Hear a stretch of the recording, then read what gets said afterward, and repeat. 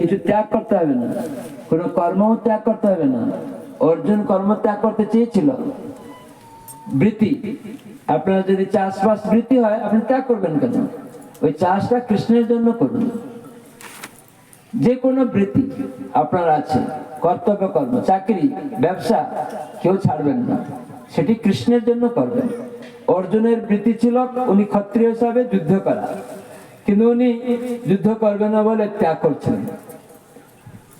ভগবান তাকে জোর করে টেনে সে অর্জুনকে বলে, দেখো তুমি যুদ্ধ করো, মাম অনুস্মর যুদ্ধ, তুমি করতে চাইছো না, ঠিক আছে, তাহলে আমাকে স্মরণ করো, তারপরে যুদ্ধ করো। তার মানে অনেক লোক আমাদেরকে ঠকাবে, বলে কর্মই ধর্ম, আগে কর্ম করো তারপরে ধর্ম করো, আর এই কর্মই ধর্ম অনেক লোক ভাওতা দিবে।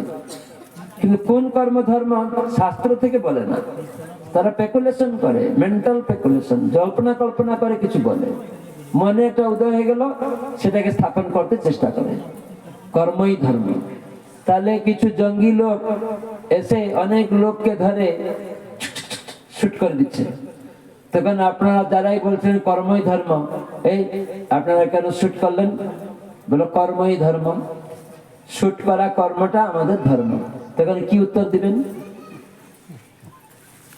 আমরা এই জঙ্গি, আমরা সবাইকে শুট করি, মারি, এটা আমাদের আনন্দ হয়, এই কর্মটা আমাদের আনন্দ দেয়, তো এটা আমরা ধর্ম ভেবে নিয়েছি।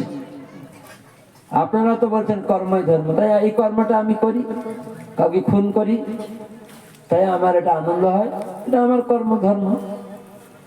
সেই জন্য মূর্খরা, অল্প বুদ্ধিরা এরকম কর্মই ধর্ম বলে লোককে ভাওতা দিবে। কিন্তু যিনি সৃষ্টিকর্তা ভগবান সকলের, তিনি বলেছেন যজ্ঞার্থাৎ কর্মণ, যজ্ঞ মানে বিষ্ণুর উদ্দেশ্যে কর্ম সম্পাদন করতে হবে।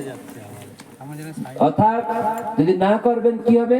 লোক অয়ম কর্ম বন্ধন, আপনার কর্ম বন্ধনে ফেসতে হবে, তাহলে বারবার জন্ম মৃত্যু চক্রে আসতে হবে। সেজন্য সর্বকর্ম করুন। কিভাবে করবেন? গীতায় কৃষ্ণ মত ব্যাপাশ্রয়ে, আমাকে আশ্রয় করে, মন গড়া নয়, আমি যেভাবে কর্ম করতে বলছি সেভাবে। তো অর্জুনকে বললেন, তুমি আমার আশ্রয় করো, তুমি কর্মযুদ্ধ আমার আশ্রয় করো। কিভাবে? আমাকে স্মরণ করে করো। ঠিক সেরকম ভগবানকে কেন্দ্র করে চাকরি, ব্যবসা, চাষবাস সব করুন, তাহলে শক্তি পাবেন। সেই শিক্ষা গীতায় দেওয়া হয়েছে। গীতা ত্যাগ করে নয়, গীতা অধ্যয়ন করে। যে কোনো অবস্থায় প্রত্যেক ব্যক্তি গীতা অধ্যয়ন করা উচিত, ছোট থেকেই। সেজন্য ভগবান গীতা জ্ঞান অর্জুনকে দিয়ে তাকে অনুপ্রাণিত করেছিলেন যুদ্ধতে যোগদান করতে, গীতা পড়িয়ে। কিন্তু কেউ মূর্খ বিবেকহীন লোক বলে, না না, গীতা টিতা না পড়ে কিছু লাভ নেই, গীতা পড়ার কি দরকার আছে? কিন্তু ভগবান যে আইন দিচ্ছেন, আমরা কিছু অল্প বুদ্ধি বিবেকহীন লোক বলো, না না, গীতা পড়তে হবে না। তোমরা গীতা পড়ে কি শক্তি পাবে? যোগ সাধন করো, বা তোমরা কসরত করো, ক্রীড়া করো, তো এই ক্রীড়া করার জন্য শক্তি কোথা থেকে পাবেন? শাকসবজি খেতে হবে। এই শাকসবজি কি করে হবে? অন্ন ডাল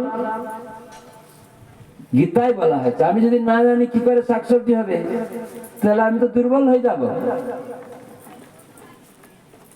তো সেজন্য আগে গীতাতে জ্ঞান অর্জন করতে হবে, দিব্য জ্ঞান। এই গীতা জ্ঞানচক্ষু দিবে। তো সেজন্য শাকসবজি কি করে হবে? না যজ্ঞ করলে। যজ্ঞ করলে বৃষ্টি হবে, আর বৃষ্টি করলে শাকসবজি হবে। কিন্তু আপনি ফুটবল খেলবেন, গিয়ে কসরত করবেন, শক্তি হওয়ার জন্য দৌড়াবেন, তো এই দৌড়ানোর শক্তিটা কোথা থেকে পাবেন? কোথা থেকে পাবেন? যদি খাবার না খান, কিন্তু খাবারটা কোথা থেকে পাবেন? মাটি যদি না থাকে, ভাবছেন আমি টাকা থাকলেই তো খাবার কিনে নিব, কিন্তু খাবার মাটি নেই। ঠিক আছে, আপনার মাটি আছে, কিন্তু ভগবান বৃষ্টি বন্ধ করে দিয়েছেন। তো চাষবাস হবে বৃষ্টি না করলে? আপনারা এখানে চাষি আছেন, বৃষ্টি বন্ধ করে দিলে চাষবাস হবে? কোনো চাষবাস হবে না। আপনার কাছে 1 কোটি টাকা আছে কিন্তু বৃষ্টি নেই, কিন্তু আপনি 1 কোটি টাকা নিয়ে বাজারে গিয়ে বলেন আমাকে 1 দানা চাল দাও, 1 দানা চাল দাও, চিৎকার করে কেউ চাল দিতে পারবে? কোনো শাকসবজি পাবেন? কোনো জল পাবেন? সেজন্য আমাদের ভগবত গীতা শিক্ষা ভগবান যেভাবে বলেছেন সেটাকে শুনে করা উচিত। বিবেকহীন মতো কথা বলে গীতা ত্যাগ করবেন না, গীতাকে গ্রহণ করবেন, তাহলে আনন্দ পাবেন। সেখান থেকে শিখবেন কি করে যুদ্ধ করবেন, শক্তি পাবেন, কি করে ফুটবল খেলবেন, কি করে দৌড়াতে পারবেন, শক্তি হবে, তখন যুদ্ধ করতে পারবেন। এই জন্য অর্জুন কৃষ্ণকে যুদ্ধ করতেই অনুপ্রাণিত করেছিলেন, কেন? ওর বৃত্তি ছিল।